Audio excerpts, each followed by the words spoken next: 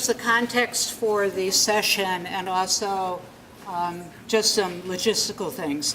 So last year at AEFP, policymakers, practitioners, and education writers spoke to us about the kinds of research they wanted to see and that they would find useful.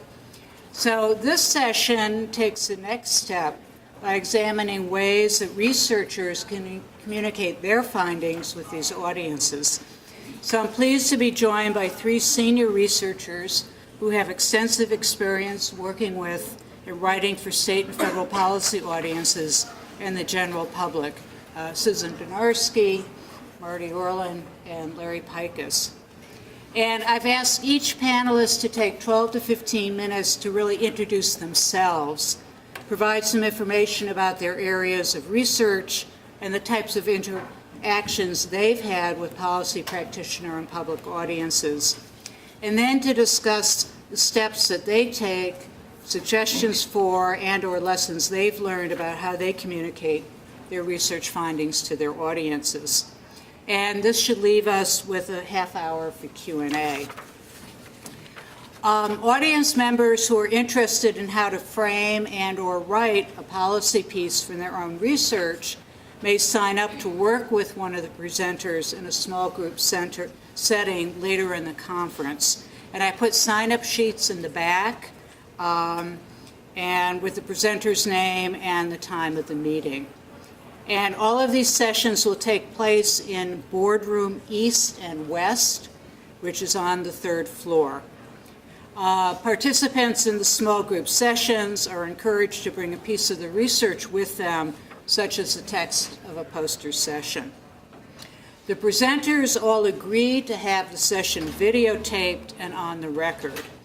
This is going to include the question and answer portion of it. So while the cameras will be focused on the panelists, by asking a question or making a comment later in the session, you're consenting to be part of the video and on the record. Okay. So I'd like to start now with Sue on her. And we can, I don't know how do we close this.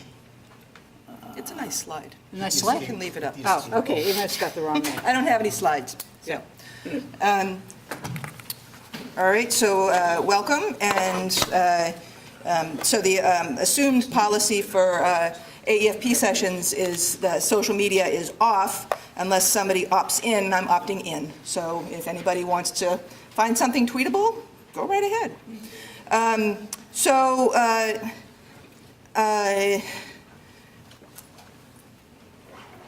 First, I wanted to say, this is a session about communicating for policy. In my opinion, all communication is basically the same.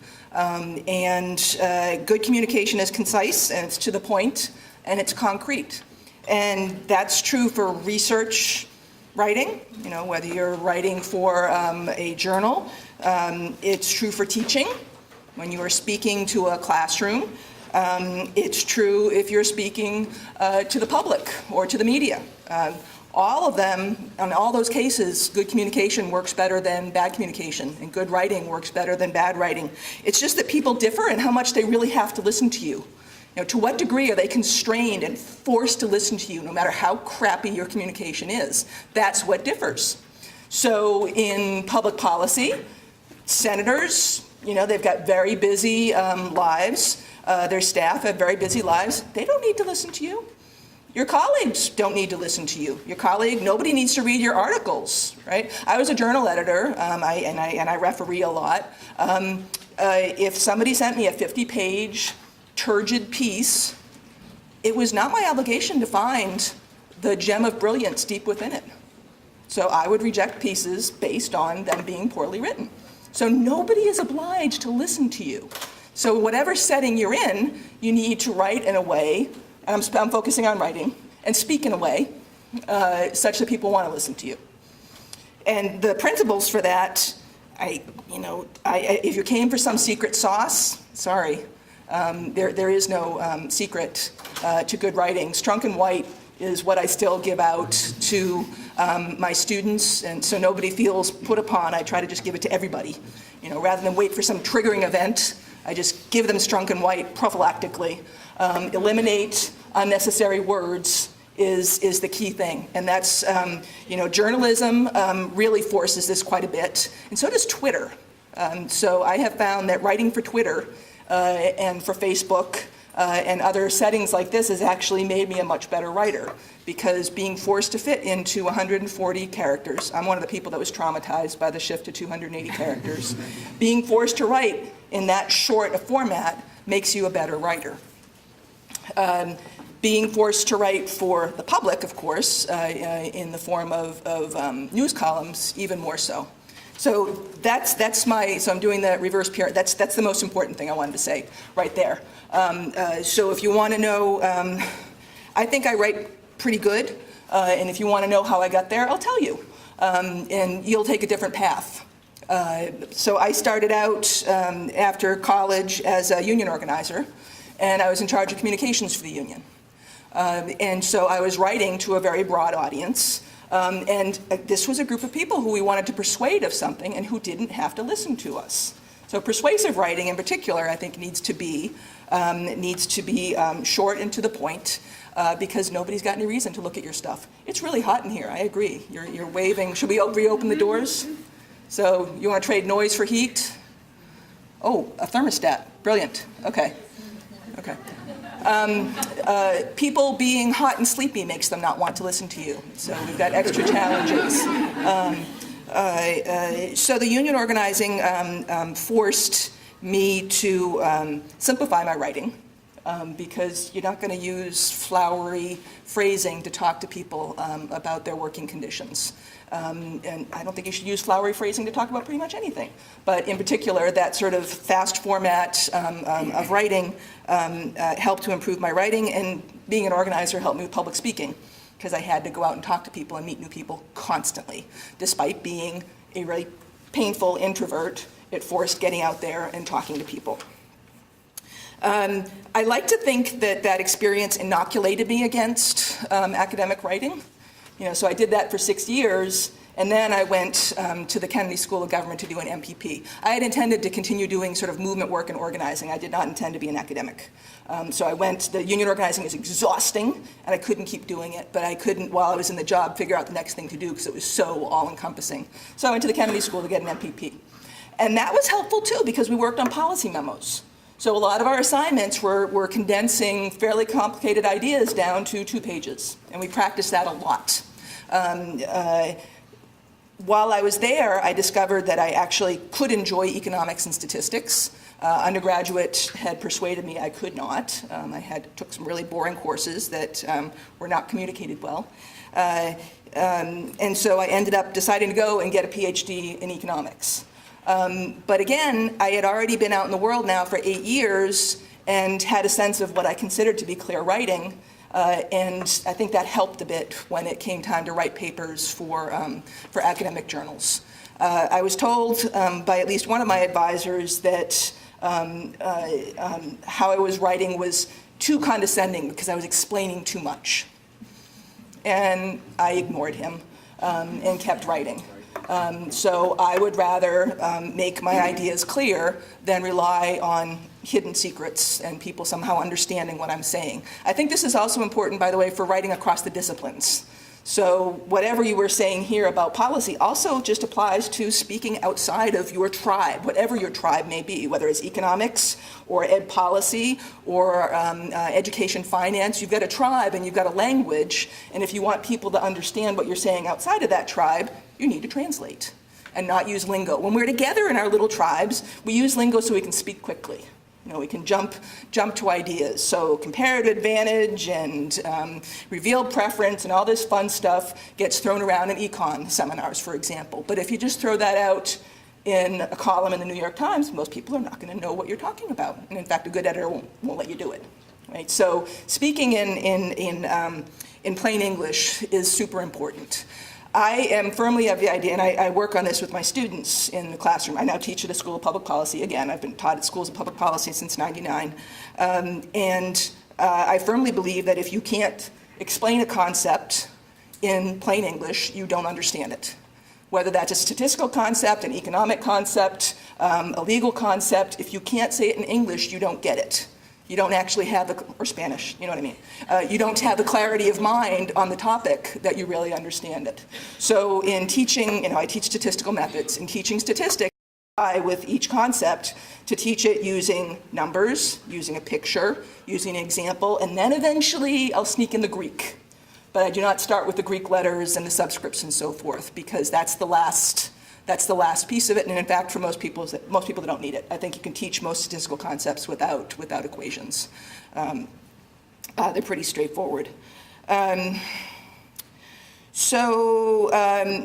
did I end up? I write a lot more now for public consumption than I used to. So I did not start my career thinking, okay, I'm going to write for the public. I'm going to write for policy. I kept my nose to the grindstone in terms of building my corpus of research and becoming that sounds like a dead thing, building my body of research and becoming expert in something. So somebody would be interested in listening to me say something. So first of all, if you want people to listen to you, it's good to have some expertise in something. So know some stuff so that they'll have stuff to listen to. Anybody tweeting that? But then eventually I have opinions and started to see places where my opinions could make a difference in policy. And started working with people at the Brookings Institution and the Hamilton Project who are very good at helping people figure out how to shape their ideas and express them to the public. So, if I've got advice about who to work with on getting your message out, find people who are doing it well and glue yourself to them and learn from them and make use of their expertise in their organization. So Brookings has been great for getting my stuff out. I started blogging at some point just because Facebook was getting too constrained and I had more public things to say. So I started a blog called The Cranky Analyst, where I would put up my cranky analytics and some people would read them. At some point I met David Leonhardt, actually in the early, 2003, 2005. David Leonhardt, who's now editor of the editorial page or the op-ed page, I forget, of the New York Times. But he was coming to NBER conferences to learn about research. He wanted to, know what was going on in terms of research on education and in children at risk. And so he was coming to these conferences, which is super brave for a journalist to do. And then after that, he kept coming to me for brief, to tell me about student loans, tell me about merit aid, tell me about stuff. And so we had lots of great communications. And then when I was coming up for sabbatical a few years ago, the Upshot had just opened at the New York Times, and this was Leonhardt's baby, was this sort of data-driven, analytic blog format for the New York Times. And Justin Wolfers, who's my colleague, my dashing Australian colleague at the Ford School, was one of the first Upshot columnists. And when I saw that he was doing it, I was like, if he can do it, I can do it. And asked Leonhardt, so ask for things, career advice, ask for stuff. If you want to get stuff, ask for stuff. So I said, I would like to do this too, and he was thrilled. And he took some of my blog posts and took some of my writings for the Hamilton Project and showed them to the editors, and they were convinced by that I could write sentences. And from that, got the Upshot gig, which has been hugely rewarding for me. So being able to say the stuff that I say, not just to a classroom of students, but to a broader set of people, is super rewarding. And to get an email from a congressional staffer the day after a column about a topic I care dearly about and I've seen good research on is tremendous. So it's great to have that platform. Twitter is also, a great platform for this sort of stuff as well, though. So shooting out ideas. If I see something in the news and I know there's some good research that speaks to it, I send that out. So I try to spend about as much time or more time elevating other people's research as pushing out my own research. So I consider my platform to be one that I use to get good research in general out there in front of policymakers, and not just to blow my own horn, but I blow my own horn too. I want to leave time for chatting beyond the half hour, actually, so I'm going to stop here and let the next person go ahead and talk.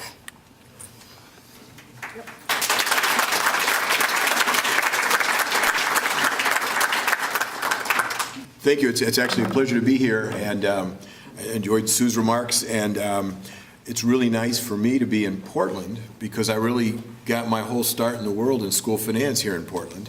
I was studying as an undergraduate at UCLA and came to Portland to work in a political campaign, decided I really was going to stay. UCLA at the time was charging me $200 a quarter for tuition, and I transferred to Reed College and experienced private school, private university, private liberal arts college sticker shock. It cost me $2,000 a semester. That's all we'd have to pay now. But so to pay my tuition, I helped the Portland School District design political strategies around levy elections and found that the whole system of the way Oregon was financing its schools seemed really kind of screwy, and so that became my senior thesis. And I worked for the Oregon School Administrators, and then I got my first real job working for the Northwest Regional Education Lab here in Portland. It's now Education Northwest, and for those of you who know, there are buttons that they've passed out to you advertising our adequacy model, evidence-based model. So it's just come in a perfect circle here today for me. And my son-in-law is the chief of staff to the governor here in Oregon, and so I had the good fortune yesterday, I met with much of the governor's staff to talk about their issues around school funding. So it's really been very kind of fun to do that. I really appreciate your advice on Strunk and White. 25 years ago for my bar mitzvah, I got a copy of it, and I've lived with it ever since. You believe in it 25 years, right? Saying that 25 years ago. Much closer to that. Anyway, in the years since I went back to graduate school and then went to the University of Southern California, I've spent a lot of time thinking about school finance, working a lot with states on issues around equity, more recently, of course, around adequacy and what happens and how do you write things up. So a lot of our work has been with policymakers, with state media people. I was going to say newspaper reporters. That's what it used to be. Now it plays out in many different ways. And it's very important to be able to communicate in a way that's comfortable, that they understand it, and that they feel that it's approachable. I used to always try to tell a joke or two about something when I started these presentations, until once when I did the second one to the same group and asked Tom Parrish if I should try to tell the same joke, if anybody remember, or a different one. He said, "You told a joke the first time?" So I've tried to stop telling jokes and just get more serious about the work. But what we found in our work, particularly with policymakers in states, is that what you really need to do first is you need to listen. You need to hear what it is they're concerned about, what their challenges are, and what they want. And often, the first thing they really want from you is, how do we compare? Are we doing things in a good way, in a right way? How are we different? The first thing they're, of course, going to tell you then is that their state is unique. And school finance, as I've told people all the time, the algebra of school finance is really quite straightforward, and the politics is what makes it complicated, but makes it very interesting. And so somehow you have to be able to say, sure, there's solutions and people have thought of all that, and we can find ways to make your unique state solutions in your state, which is unique from all these other states that really are using roughly the same general three models. So it's finding those challenges and what's going on. But the thing to always remember is that when you're talking with these policymakers, you know school finance, they know their state or their school district. And so I'm often said, you know, I'm just as crazy from California. I know a ton about school finance. I don't know nothing about any of your state. And you want to learn with them, you want to engage with them. You also want to not only meet with them and talk with them in formal sessions. What Alan and I, much of my work has been done in adequacy work, particularly with my colleague and good friend Alan Odden. And what we've spent a great deal of our time doing in the states that most deeply have used our models to design their funding systems is we've spent days and days and days in front of the legislative committees charged with the task of thinking through the school finance model and explaining it, and explaining it, and explaining it, because these are complicated things. Because the first thing happens in an adequacy stage, you go and you lay out the model. And there's a lot of it, and all the people in the back, all the special interests all have things, so the legislators all go back, they talk to their folks, they have some unformed questions when you come a month later. You answer those questions. The next month, they have very carefully formed questions for the groups and constituencies that they most carefully identify with or represent, and you answer those questions. And you have to remember that whatever you think the right answer is, there's a compromise that's going to come. It's not going to be your perfectly design model that fits everything just perfectly and gets all the statistical measures right. It's going to be a political compromise that adjusts things. And I think the thing to always keep in mind when you're doing school finance work, particularly the legislature, we're redistributing income. That's really what we're doing here. We're redistributing income. It's hugely controversial, it's hugely expensive, and it matters a lot to people. So you have to be prepared to understand that no matter what you do, they may or may not like you. The real question is sort of then what becomes your role? You provide a great deal of expertise. Again, we know about school finance. We know it's worked in other places. We can help identify and work with what options work best. But honestly, sometimes the best solutions come from listening to the people in the state and helping them form their model. They have an idea. And then really it might be that what your real best job is to take the blame. And I say that not facetiously at all. I think one of the states where I've had not only this experience, but probably a very long continuing relationship has been Vermont, where in 1996, I called a state senator I knew after the Brigham decision, and I said, Brigham decision is a great decision for 2 reasons. It's 26 pages long, so it's very short, and it quotes extensively from my favorite textbook. So it was a great one. I said, but I'd like to help. And I came out there, and they actually knew what they wanted to do. It's called Act 60. It's very controversial. Depending on where you sit in the world, even today, you like it, you don't like it. I came in, I said, yeah, you can do this. This will work. This will meet the requirements of Brigham. This will be very good. And I walked away, and I was the bad guy. And then they went and implemented and figured it out, and whenever something came up, they blamed that consultant out in Los Angeles, right? You know, what does he know? And it worked for them. I've been back several times working with them in state policy forums. I've done several studies with them on adequacy. We've had a lot of great work with them. So it works, but sometimes you just take the blame as part of this process, and you're never quite sure what to do. I think the one benefit that it had is, as you know, New Hampshire next door has had a lot of school finance litigation challenges with no income tax and no sales tax. Solutions are hard to come by. I'm the only school finance expert in the country who's never been asked to come to New Hampshire because they hate me from Vermont. It's probably lucky for me because I think solutions there are particularly difficult to come by. So sometimes it works best. But really, when you're thinking about whether it's what you're writing, whether it's about designing, whatever you're doing, I think that policy reports should be like systems. They need to be simple, transparent, and easy to understand. And one of my favorite stories is in Arkansas. They had this crazy room where we were testifying and working with the committee, and the chair of the committee sat in front of the room, and the PowerPoint showed up behind him. And after our first day of working with the committee around our final report, the front page of the Arkansas Democrat Gazette has a picture of Chairman Senator Argue sitting there with this incredibly confused look on his face, scratching his head, and behind it is that exact slide, the simple, transparent, easy to understand. And so, you know, this is hard work, it's hard to explain, and there are difficult concepts involved. You know, the laws around what's happened and what's going on and things like that challenge people. You know, whatever these terms are that we use, you need to find ways to explain them. So my view is the things that you really need to remember are legislators do not read long reports. I think Sue said the same thing. There's a lot of local expertise. You really want to understand what they have to say and validate their idea. You have to be comfortable with the fact that the end result may be that nothing happens, or better yet, not what you think should happen exactly happens. But that happens. Things change over time. I think best example of things change is right here in Portland. When I came here to work in a political campaign, the office was in a little building. That's where that very shiny building just to the right outside the door, there was a hotel there, and behind it was a small, tiny building. And I courted my first wife. We'd go to lunch every day at a little sandwich shop in the next building over. Today, that sandwich shop is Starbucks. So things change over time. If you help them design a school finance system, it'll be different next time. Hopefully it will not be as common as Starbucks, or at least they won't feel it is, but you need to do that. So you just need to spend time, you need to work with people, you need to understand what their issues are, what's going on with them, you need to be able to develop models that work with them. And then the final and the hardest part of all, and I think Sue was very eloquent in describing it, and I don't need to go into a lot of detail here, is you need to find a way to write it up so that it's understandable to people who don't have your expertise in this field. Because if it just reads like gobbledygook to them, they won't listen to it, they won't read it, they won't care. I guess the one other point I want to make is a lot of legislative staff today have fantastic capacity, analytic and intellectual capacity.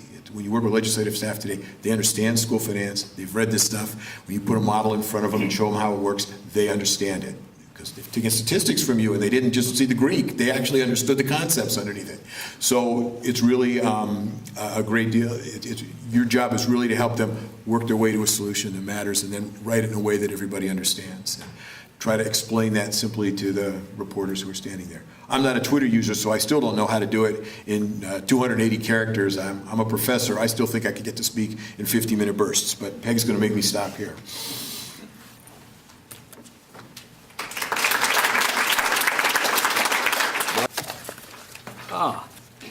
Thank you. So, nice, first of all, to see a mostly younger audience here. Of course, at my stage, almost all audiences are mostly younger, so I've noticed that.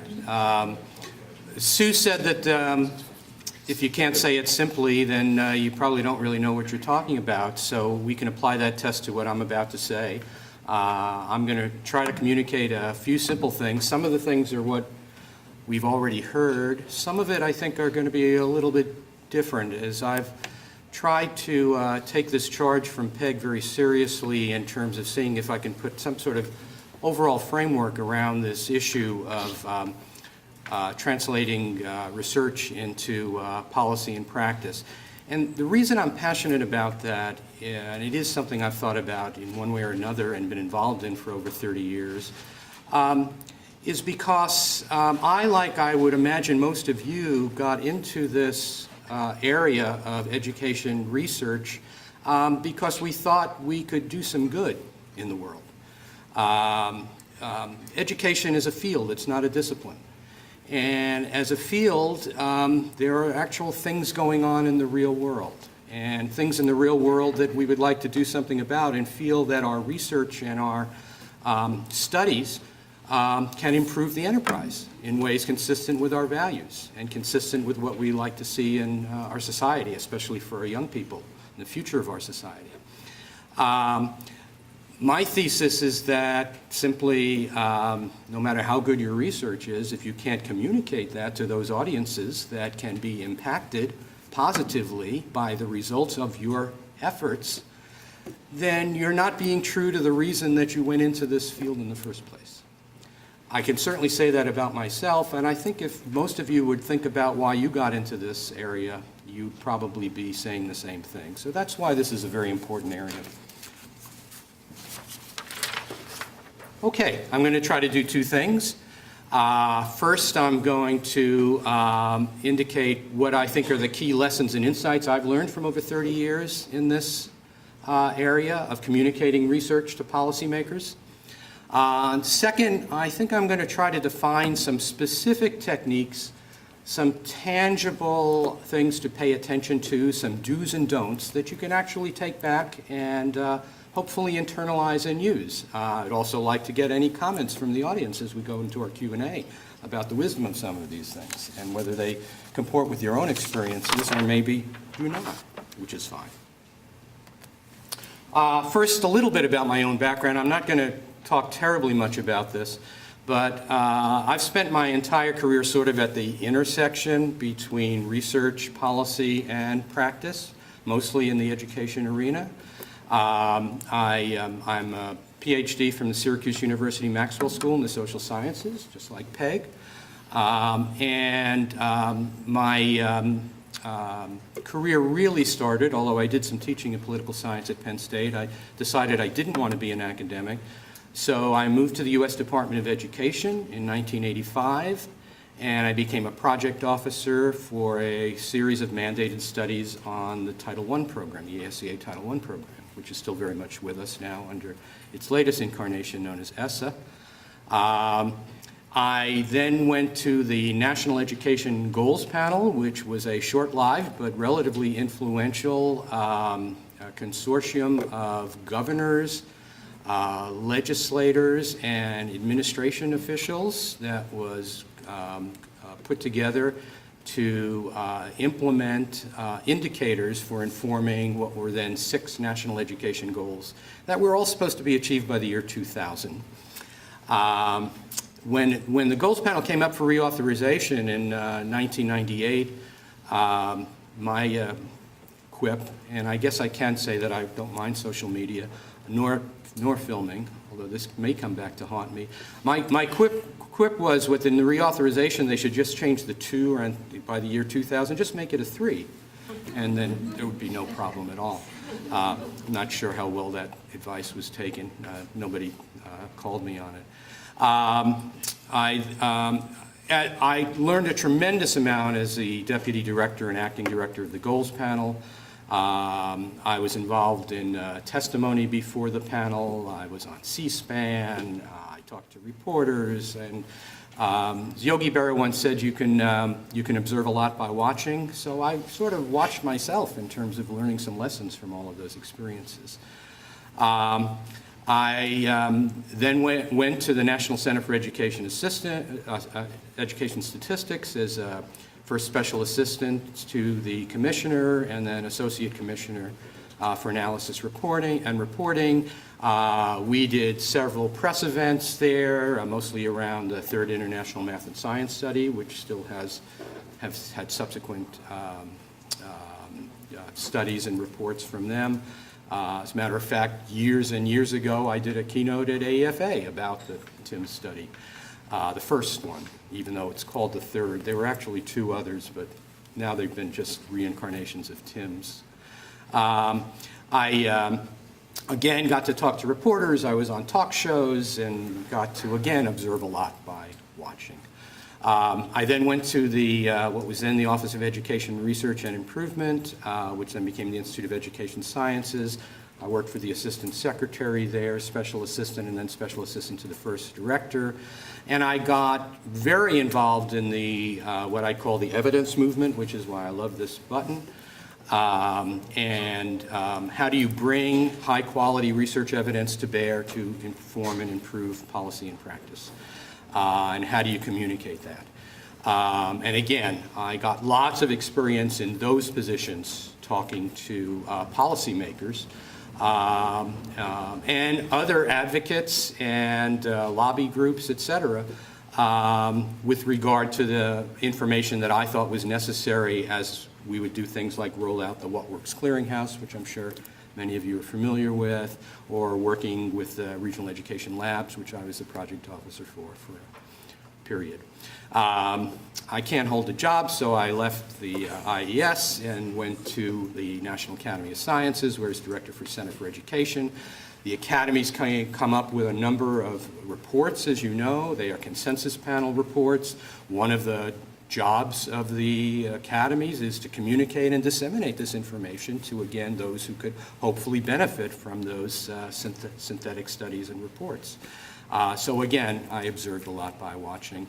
And finally, I went to WestEd as the Director of Evaluation and Policy Research, where our evaluation studies and our research reports were actively disseminated and communicated to our clients, who were paying us some very good money to say, well, what does this mean?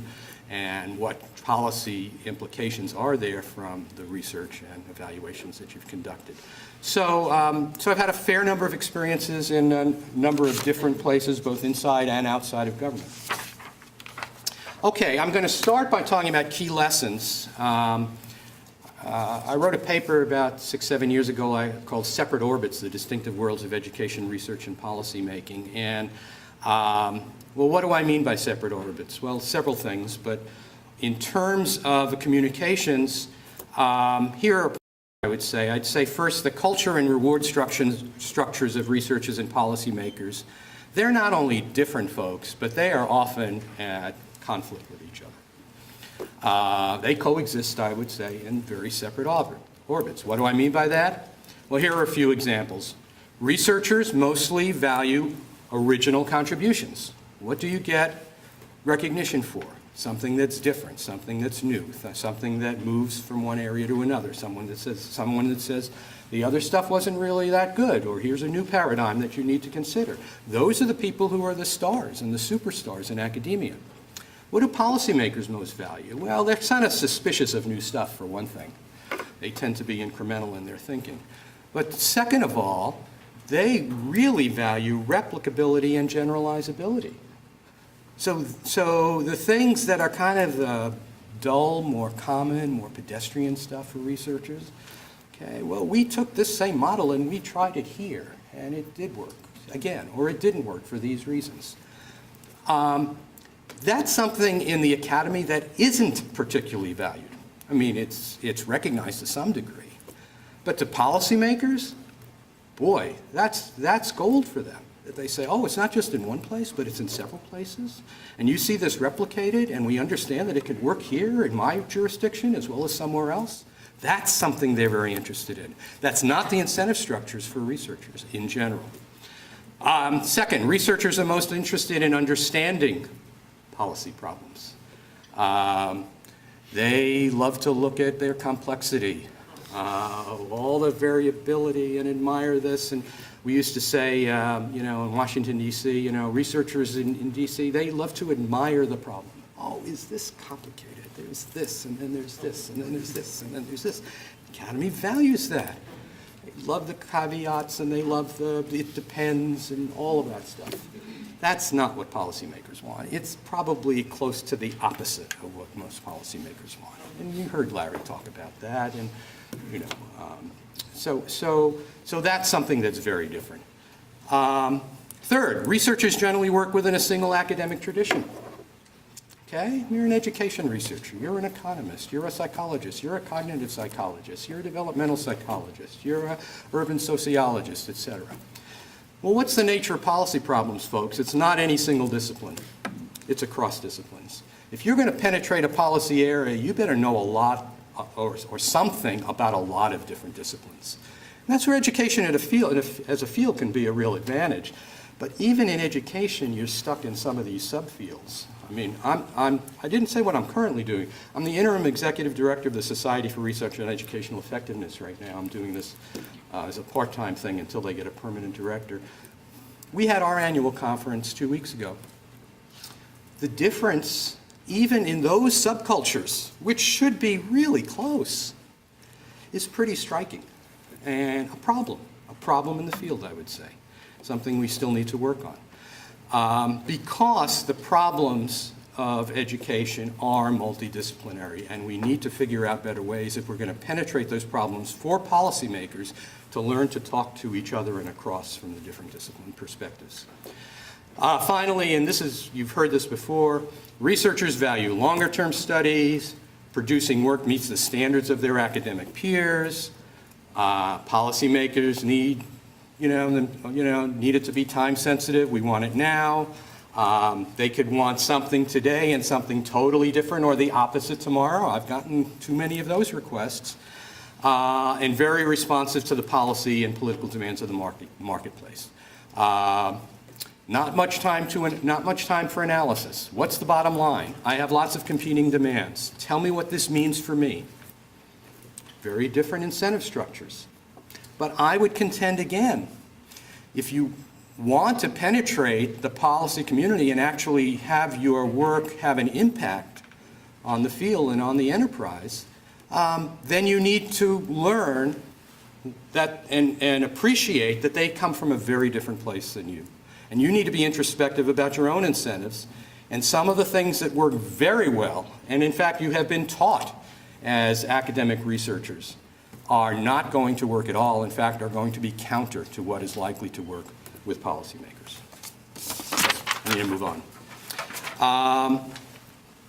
5 minutes. Communications conventions.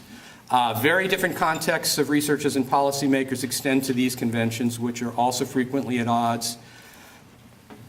Researchers are taught how to communicate with their peers, not the outside world.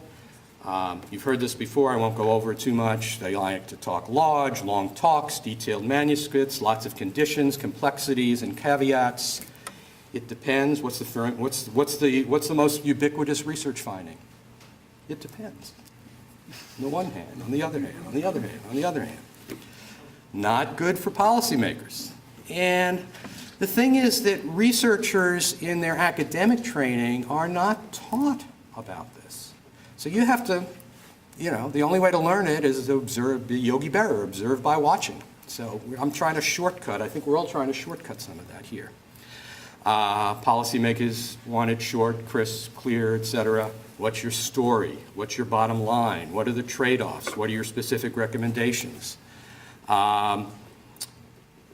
This is a very different context than, again, the reward structure you're likely to experience in the academy. Okay, so I said I'd get to specifics. I've got, how many? 7 specific recommendations for bridging the divide. 1, put yourself in the policymaker's shoes. Okay, think like them. If I were them, what would I be interested in?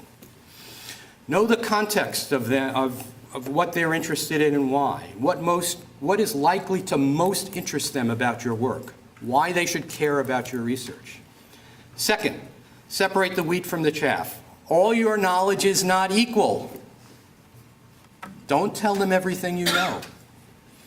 Prioritize what is most important for the policymaker to know, and this is very difficult, ignore the rest. I don't mean give it short shrift, I mean ignore it. Less is more in this area. And it may be some great stuff that you're pushing aside, but if you don't make those 2 or 3 points that they most need to know and make it 6 or 7, that's gonna hurt your ability to communicate the 2 or 3. 3, focus on policy implications. Be direct and specific about what your research means for policy making. You don't have to ignore conditions and nuance, but get past it to how policy should change based on your work. I was at so many hearings with academics in goals panel and other areas where they'd have the question, where the policymakers were trying to search for, well, what does this mean for me and what I should do, et cetera. And they couldn't come up with it. They hadn't thought about it. They didn't think that was their job. Well, go in as that is your job. What does this mean? If I were again in your shoes, what legislative provision should change very specifically and why? 4, practice how to communicate with researchers. Practice, practice, practice. Like anything else, it gets better with practice.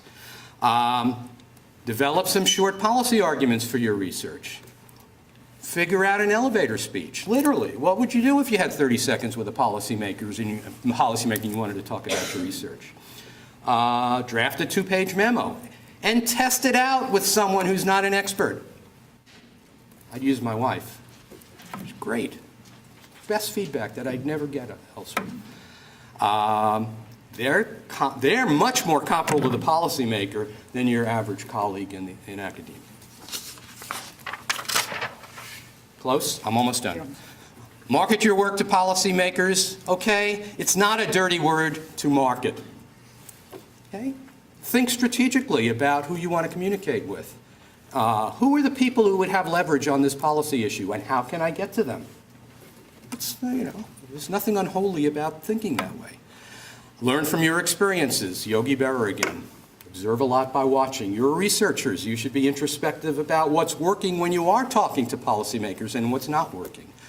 All right, here are 2 last important ones. 1 is know your boundaries, okay?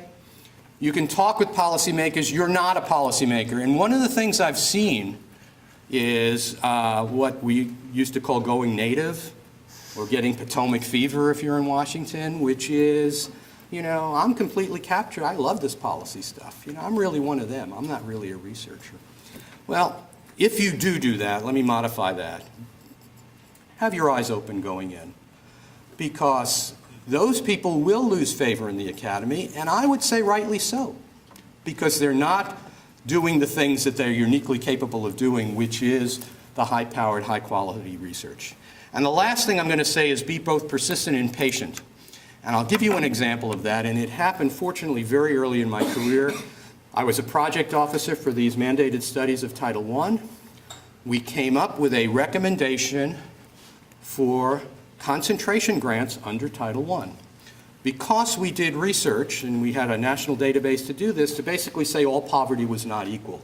That if you were a poor kid who was attending a school with very few poor kids, your likelihood of being a low achiever was actually less than if you were a well-to-do kid in a high-poverty school. And we actually documented that, and let me say, people love that graphic that we put up when we communicated it. But because of outside circumstances, that went nowhere with respect to the reauthorization of Title I, which is what we were supposed to do. 5 years later, reauthorization came up again. Time was right. Fortunately, we had communicated the idea well. We had done a lot of other work, and I published an article. There were other reports, et cetera, and it came to be. Now concentration grants are in several, if not most, state finance formulas. It's the basis of litigation in many states. So some ideas are timely, other ideas are timeless. Look for the ones that are timeless and be patient, because that time may come for when, if you're able to communicate it successfully, you will really have an impact, and again, get the kinds of value and benefit of being in this field that I think you went into this field in the first place for. Thanks very much. Sorry I went. For the session. Just some brief background. I'm a professor emerita of education policy at the University of Pennsylvania, and I'm a senior researcher with the Consortium for Policy Research and Education, or CPRE.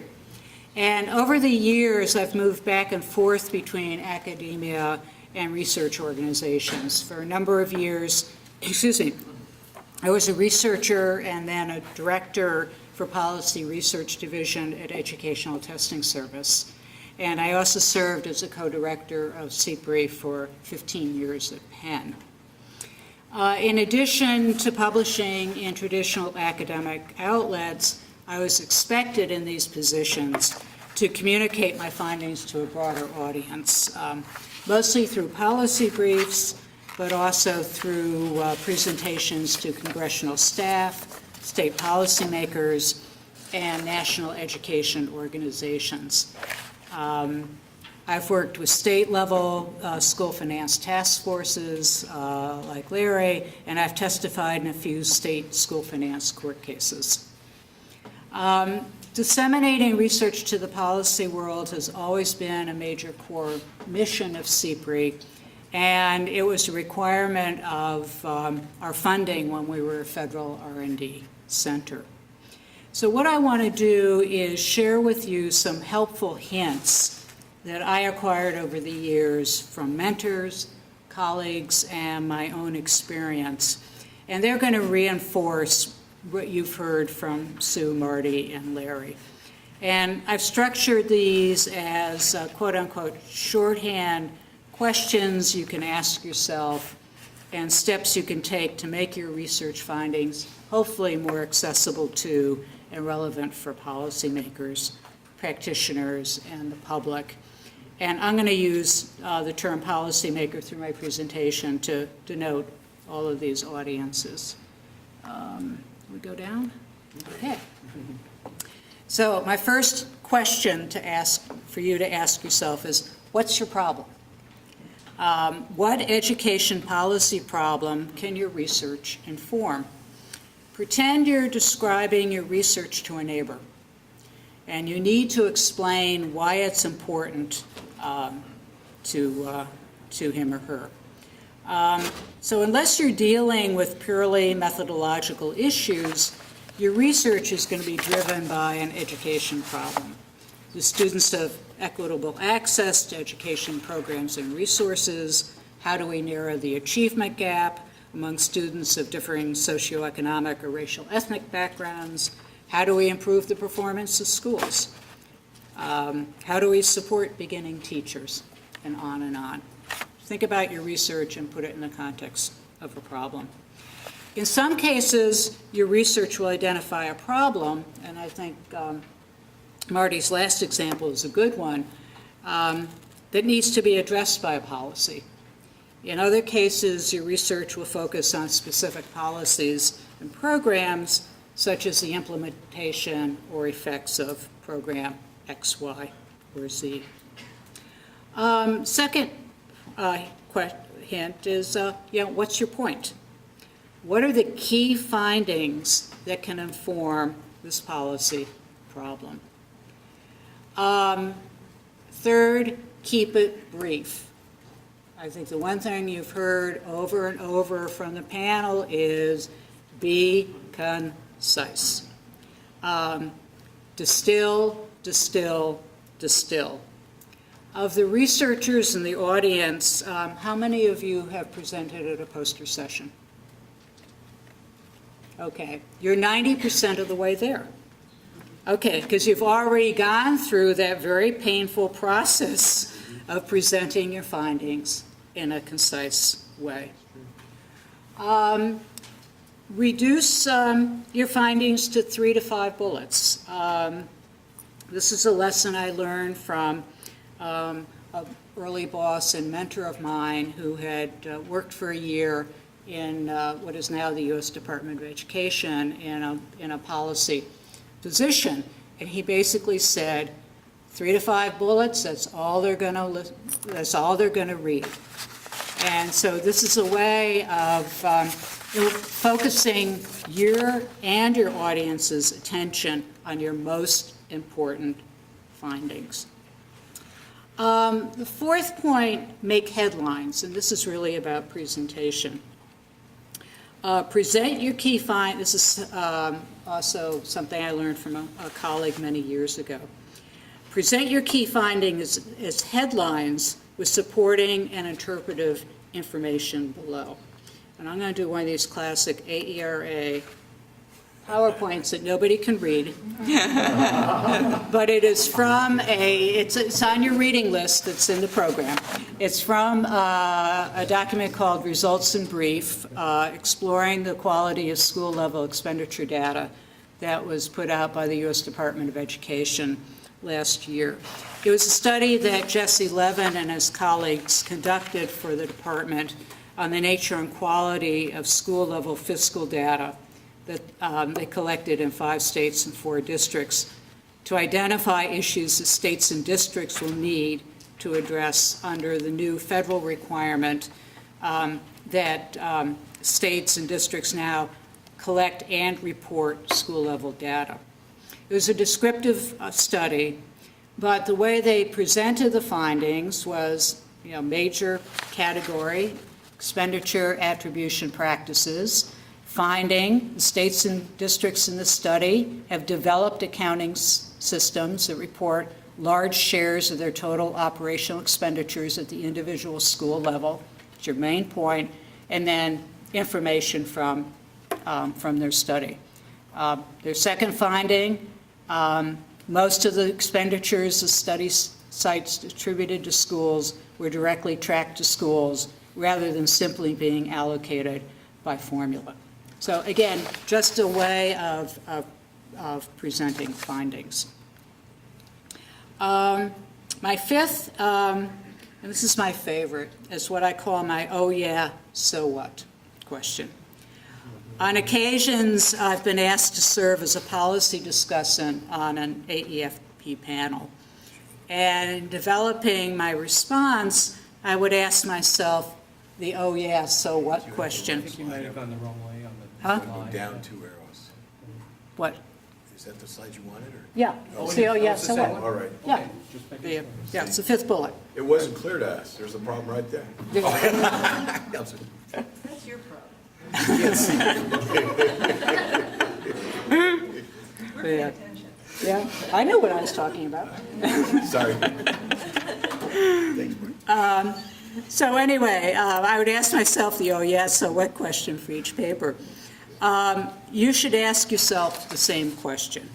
That is, what are the policy implications of your findings? Again, as the panelists have said. How can you help policymakers use your research to inform their work? How will you answer a policymaker who comes up to you at this conference and says they heard your presentation or they saw your poster and they want to know how your findings can help them address their fill-in-the-blank problem? Giving them an answer will be easier if you've addressed my first point about identifying your education policy problem. My last point, and I'm going to I already introduced and violating my 3 to 5 bullet recommendation by having a 6th bullet, that's speak to your audience. And again, I'm just going to repeat what you've been hearing from the others. Be clear, be concise, be relevant to both the policy issue and the context in which the policymaker is working, be jargon-free, and, as Carrie Conaway, the incoming president of AEFP, has written, no Greek letters. So finally, going the wrong way. We included some examples of research-based policy writings in the conference program, if you look at the little write-up for this session, and we hope that you find them helpful. I'm going to open up the session to questions and comments from the audience. Just a reminder that the session is being videotaped, so that by asking a question or making a comment, you're consenting to be recorded. And a reminder also that there's sign-up sheets for small group sessions in the back of the room. Thank you. Get this mouse here.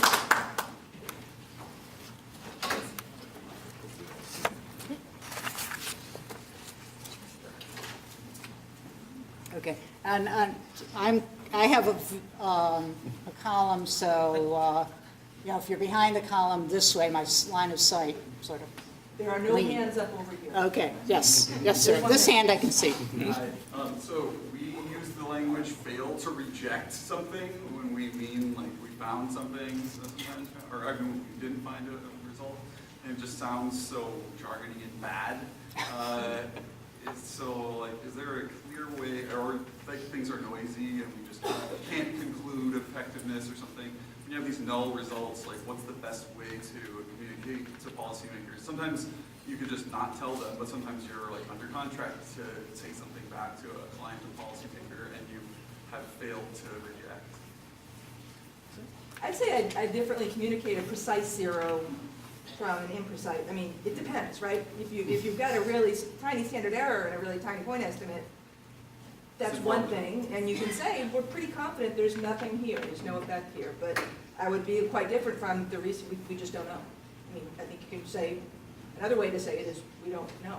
But if you say we don't know that this program is effective, to them I think it sounds like, this is ineffective, let's cut it, and you know, the legislature's gonna hate it. This is a political issue. Yeah. I mean, so that is indeed true, you know, so I think null results, as scientists, we can't bury null results.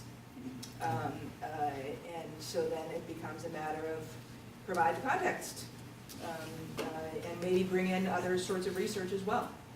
Yeah, I think that last point is really, really very important, that the extent to which you can put your research within, not just you, because you're probably not the first one to have looked at this, but where that fits in and what your contribution is, I think that could be very helpful. Also, you know, the absence of evidence is not evidence of absence. So necessarily, you may not have found something, but that there could be reasons for that. So it's what you really feel about the results after you've done. I mean, you are the expert. There's a lot of things that you can talk about why you may have gotten this result. And if you can communicate that clearly and simply, I think, you know, it will resonate and they will understand. Again, you don't want to make too much or too little of your findings. Thank you. Do you have something to share with us? No. He failed to reject. Something you failed to reject.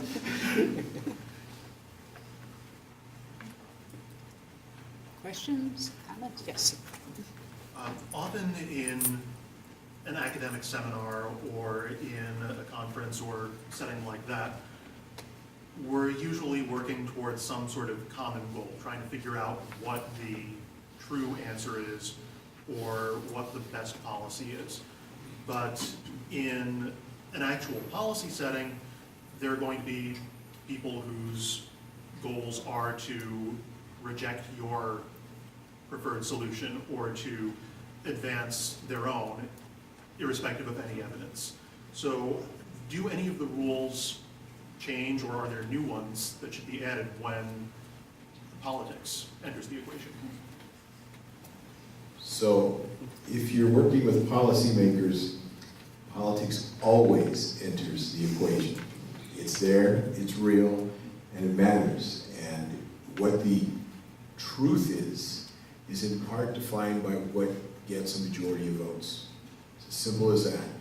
And I guess what I would tell you, I know it's frustrating sometimes when you do this great study, you've got this great result, you've got all these findings, and you watch it walk out the door, or you watch something happens. Advice I heard once from a legislator here in Oregon, around a bill that he really hated, but he realized what was happening, and he said, when the train's going down the tracks, you want to ride it, not stand in front of it. And so sometimes, as a policy advisor, you need to look at them and say, this is not ideal, I think this will work, I think this won't work, and then you watch it happen. And it's never as neat and clean in the policy world as it is on the page of statistics. And as we just talked about with fail to reject, even on the page of statistics, it isn't always as neat and clean as we'd like it to be. So it's, I think you just want to accept that it's a difficult process because it reflects the interests and views of a lot of people and compromises what our system was built on. And I think it's good that we recognize that those compromises often matter, even when it doesn't look well for you in your personal life.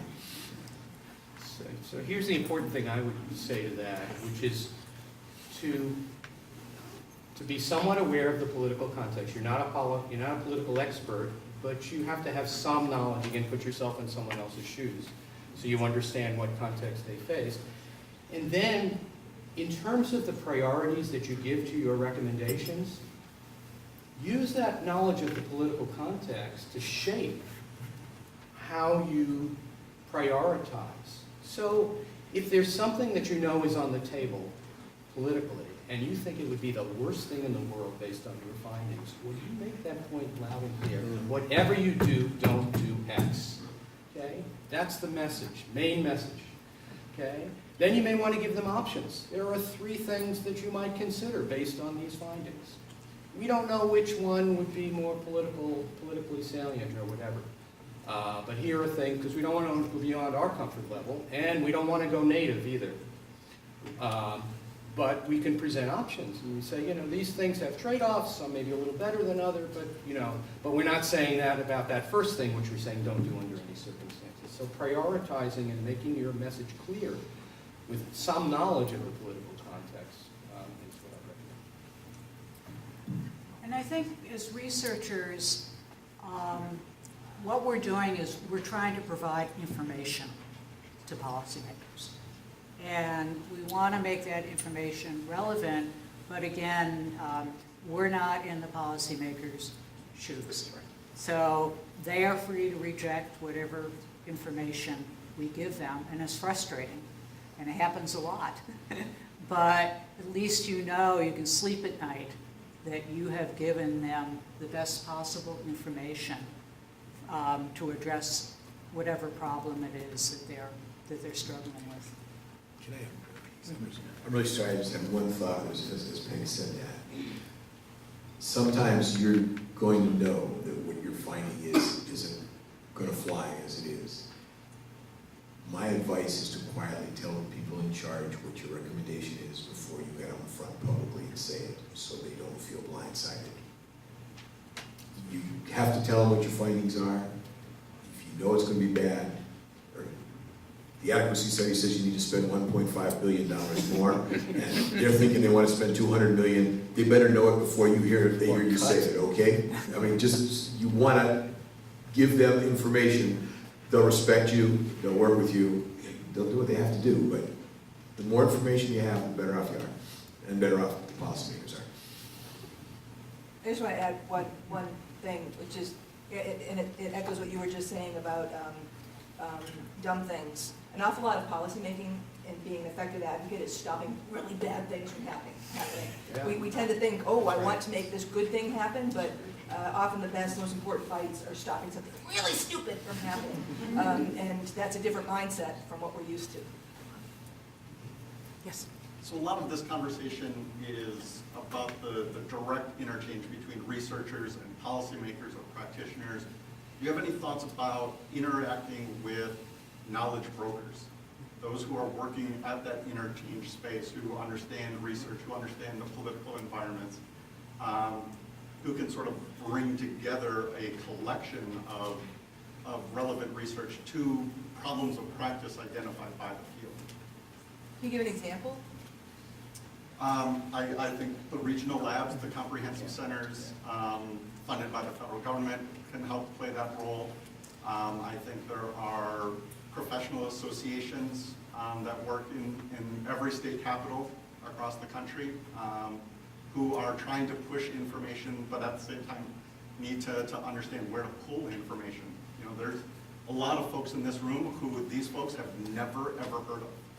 Right? They know who Sue Dynarski is, they know who Larry PICUS is, but there's a lot of good work that gets done by a bunch of folks that they just never hear of. Yeah, this is a very, very important point. I was involved in a study a couple of years ago where we were looking at how state education agencies access and use research. And one of the findings, and it was a multi-method, including surveying all SCA staff in a small number of states. And about a third of this was focused on school improvement, so we could bound the study. And about a third of the staff said they turned to external agencies. And specifically, it was to organizations like the labs, to universities, and to their professional organizations. So they really are critical brokers of the information.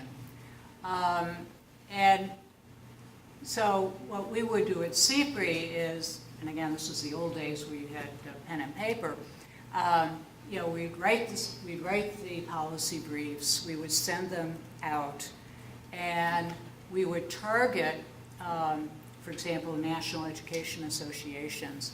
And basically, they would take our maybe 10-page brief, and they would distill it into maybe a 2-column article in their newsletter with a reference to whatever the report was. And that was sort of a way for us to get our information spread. And so I think it's important. And are you with a regional lab or? Used to be. Okay, so I guess my question back to you is, how can researchers get that information to a lab beyond just, you know, writing their journal article or doing their conference presentation? I think that would be helpful to the researchers. Yeah, I think from my experience, it's just reach out to them. I mean, their stakeholders are trying to answer a lot of questions, and oftentimes we're so busy attending to that direct interface with them that they can't always be at these conferences. So, I mean, I think the advice of, you know, you can't get anything unless you ask sometimes. Sometimes you're never going to get in front of them until you push it in front of them. So that's a really good point. I'm reminded the notion that implementation really is policy. And street-level bureaucrats and the people that are really implementing the policies are the ones that can have most impact on whether something succeeds or fails. So those audiences and those constituencies need to be the audience. And when I think of policymakers, I do think broadly in terms of not just the people who are doing the legislation, but also the people who are in the field. Linking with these organizations is a very important conduit for that. In fact, the keynote at the street conference talked about how you communicate evidence, and that we need to do a better job with that. And one key point made was the importance of these local organizations as the carriers of that information in ways such as what they talked about. So if there's apparently ample demand for greater communication on the part of practitioners, researchers, certainly while they're in graduate school, why does there seem to be so little supply in graduate school of training students to be better communicators when this would seem to be a better equilibrium? I'd be curious to know what people think are the barriers that prevent greater communication skills being instructed along with, say, methods and field knowledge. Boy, I'm going to get in trouble here. I don't think it's a priority of the academy,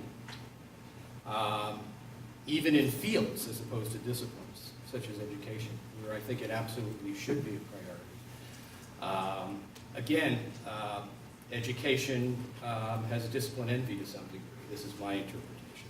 You know, and they like to see themselves as the psychologists or the sociologists, and be, you know, respected in the academy as such. And that means being successful with your peers and not with those that receive the services of your peers. Maybe that's hard.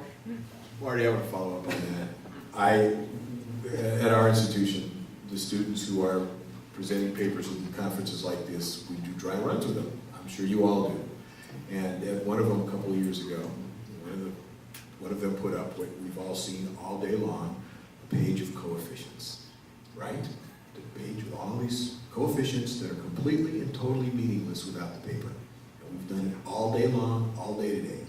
So I said to her or him, why do that? Just put the 4 main points that I'm supposed to understand from and do it. And his response was, I like that idea, but I won't be conforming with the standard that's expected at the conference, and I won't be able to actually have anybody believe my work.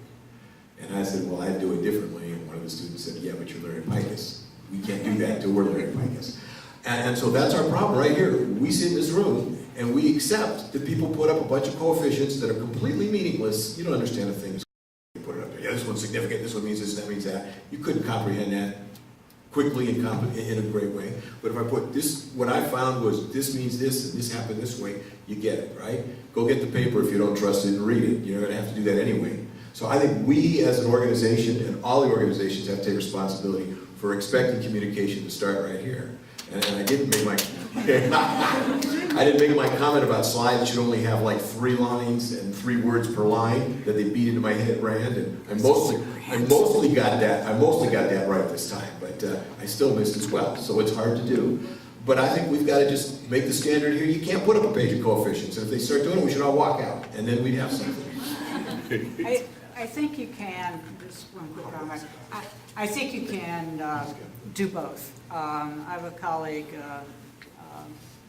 university professor, dean, and she has said from the beginning, when she started a research project, she would lay out, this was going to be the study, these were going to be the journal articles, and these were going to be the policy pieces that came out of it. And I think if we can get people thinking that way, it's not an either or.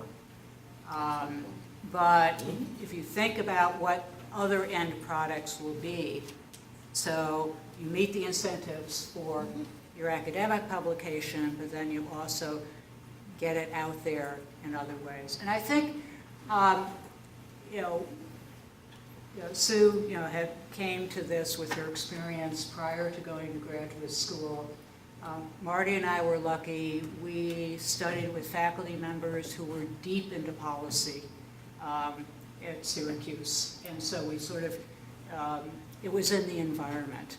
I think Larry, the same thing. Yeah. It ran. And I think and I know there are going to be faculty at your institutions like that. And if you read policy things by these faculty, they just be sort of seeking out or trying to model what they're doing. Anyway, yeah. To add perhaps another layer to the discussion, what about the communication from the policymakers to the researchers? As a researcher, we're always looking for the policy shock, and then looking for the data, and then also looking to convince them that something that we wrote we've written is really important. Perhaps we could arrange a little bit more direct information between what are the hot issues for the policymakers that they are intending to implement, and then we could research things which are a little bit more relevant, and for sure going to be more interesting and more relevant to the system. So this is another aspect or another side. So there's a issue of EPA that I helped to edit that was on researcher practitioner partnerships that had several articles that were about this explicitly. So, I firmly believe that the only way, the best evaluation is evaluation and research that's embedded in the policy context. And ideally, you've got a relationship with policymakers up front so that when they are conceiving of an intervention, of a change in policy, you're getting in there early, either to inform what they're doing or to evaluate what they're doing. And that means having ongoing communications and relationships with your partners. And you can't have relationships with everyone in the world, so I think it's about working locally. You know, if you're in Houston, you know, you're working with the Houston School District. If you're in Michigan, you're working with the Michigan Department of Education. And if you've got a phone and you've got some friends in Tennessee, you're working with people in Tennessee on research. But they have to know who you are and trust you in advance in order to ask you questions in the first place. So an awful lot of this is about relationships. We've kind of swerved off, I think, to how do we engage. I think this was about communication, as opposed, so there's communication conditional on already having some sort of engagement with policy, but that policy engagement is all about relationships.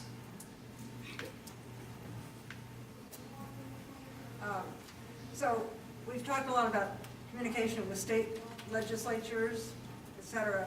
My question is, since January of 2017, what changes have you noticed that surround the communication with high-level staff people at the national level?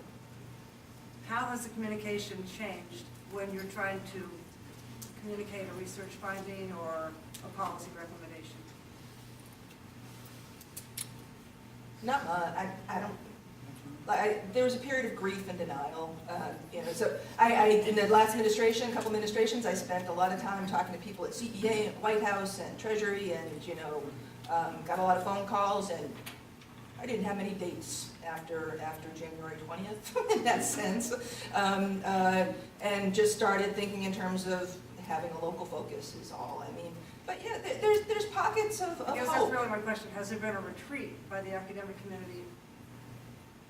I can't speak to, I mean, I know that it was a new world, but the fact is that an awful lot of policy and education gets made locally, one.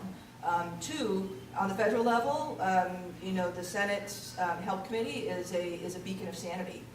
So we're actually kind of lucky They passed ESSA, and they're working on HEA, and Patty Murray and Lamar Alexander actually cooperate on stuff. So we're in better shape than an awful lot of policy fields are when it comes to federal engagement. I mean, the agencies, in a lot of cases, the agencies have kind of shut down in terms of reaching out. They've been told not to talk to people outside. So there has been some change, but you deal with it.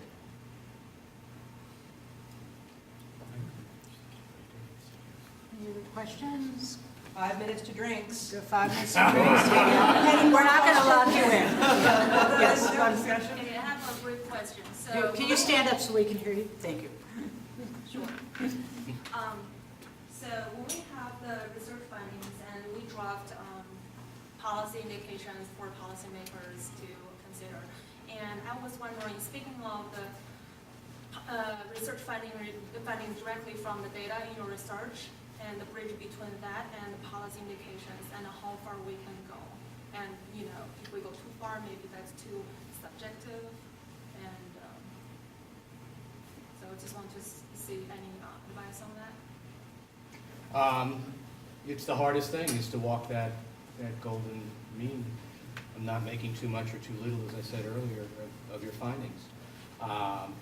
What you can say with confidence, what is much more conjectural, and in terms of your research, if you're clear that you're going outside the bounds of what the research suggests, but you have another warrant for it or another reason that you state very clearly, you can do that.